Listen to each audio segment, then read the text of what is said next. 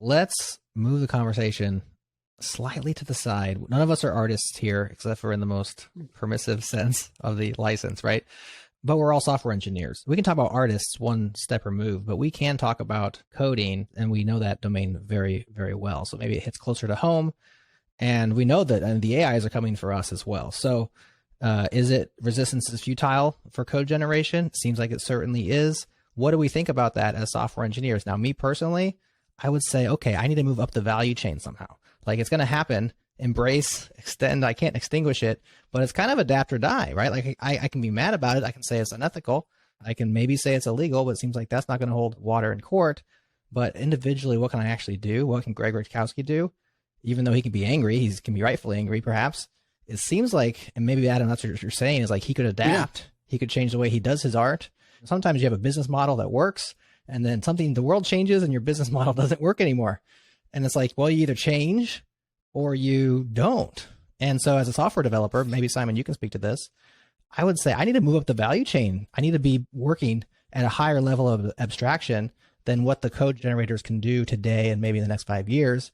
Eventually, maybe the value chain disappears and we are gone. But that's what I would do if it were me. So this is a really interesting comparison for us to make, because when you look at debates around Stable Diffusion and you look around the debates around GitHub Copilot, they are very, very similar shapes. Now, with GitHub Copilot, what's interesting there is, in that case, it was trained on code that had been released and made available. But the big argument people have is about the licensing. You know, they're like, it was GPT licensed. That is not supposed to be used in this way. I did not give permission for people to do this.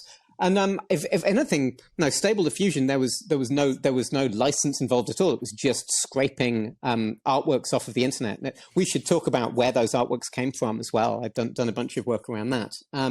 With Copilot, it's trained on effectively code from GitHub, which was publicly visible, but people are still very upset about that sort of the lack of respect for the intent of the license, if not for the sort of legal words of the license. And yeah, I'm seeing people saying, I will not use Copilot because it's unethical. People saying, I would not allow Copilot written code into my product.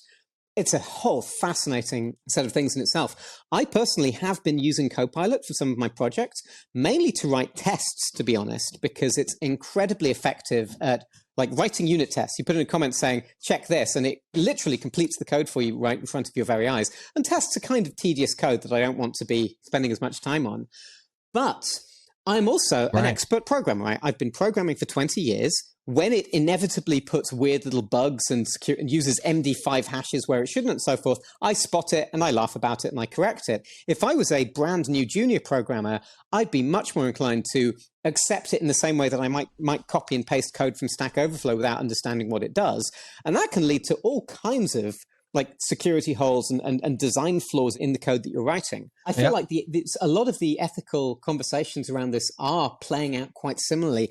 I have no fear at all of being replaced by an AI, because as you get more senior as a programmer, you realize that the code writing is the easy bit, right? The bit that actually requires skill is figuring out the requirements, figuring out what people actually need, figuring out the best sort of way to structure it and so on.